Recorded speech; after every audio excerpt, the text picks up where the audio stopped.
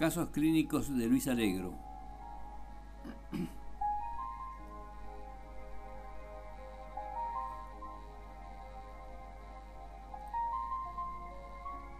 Esther, 80 años. Esther tenía 80 años cuando la trajeron a mi consulta. En esa época yo ejercía mi profesión en Rosario. La acompañaban su hijo, un sobrino, que la trajeron directamente desde el sanatorio psiquiátrico donde había estado internada.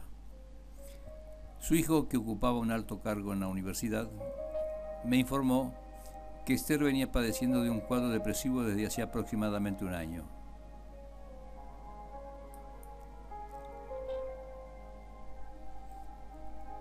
Había comenzado con un desgano general y una gradual lentificación de sus actividades habituales, como así también de su locuacidad, que había sido su signo distintivo.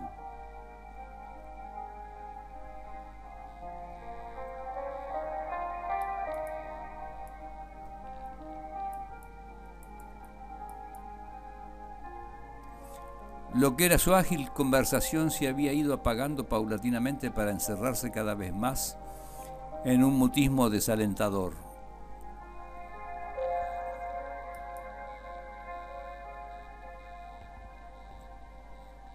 Había llegado al punto de desatender sus necesidades alimenticias y hasta su cuidado personal.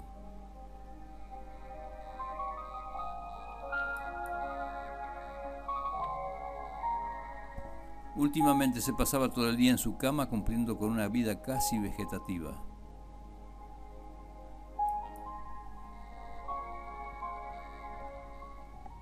En varias oportunidades se había insinuado que ya había vivido demasiado y que lo mejor que podía ocurrirle era morirse.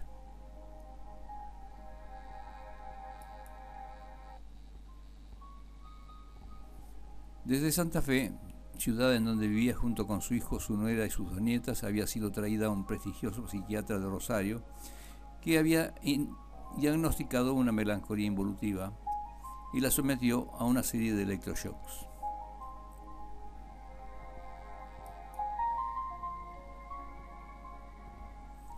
Este tratamiento resultó un completo fracaso, provocando un empeoramiento del cuadro.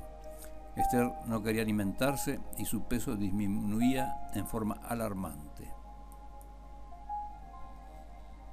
Cuando la vi, habían transcurrido 2 meses de internación, me fue imposible comunicarme con ella. Se mantenía encerrada en su mutismo, una actitud encorvada, la cabeza gacha, la mirada fija en el suelo y una expresión de melancólica ausencia en su rostro. No tardé en darme cuenta de que me hallaba frente a un cuadro complicado, porque a la depresión propia del proceso patológico se había agregado la amnesia provocada por la electroshock terapia.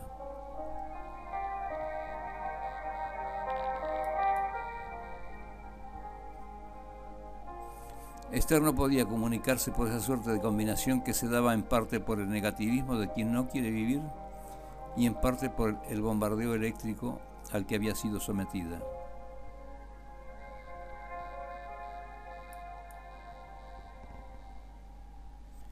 Lo que era su ágil conversación se había ido apagando paulatinamente para encerrarse cada vez más en un mutismo desalentador.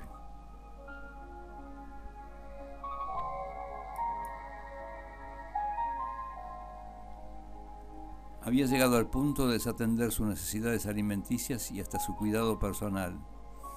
Últimamente se pasaba todo el día en su cama cumpliendo una vida totalmente vegetativa. También percibí su desconfianza porque seguramente me estaba comparando con el colega que la había atendido anteriormente.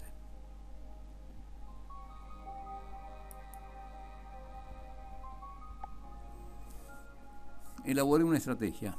Pensé que lo que podría modificar el cuadro sería operar con una técnica diametralmente opuesta al tratamiento anterior y contraindiqué todo tipo de internación.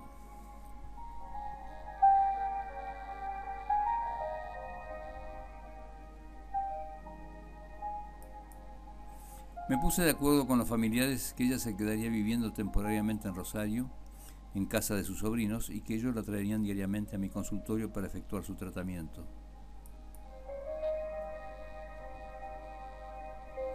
Esther comenzó a concurrir a sus sesiones de psicoterapia. Dificultosamente subí hasta el primer piso donde se hallaba mi consultorio.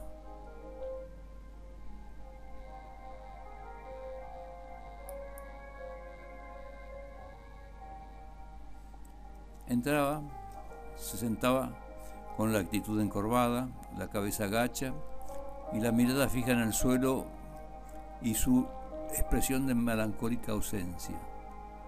Encerrada en su mutismo, lo único que hacía era algún disimulado movimiento para cambiar su casi total inmovilidad.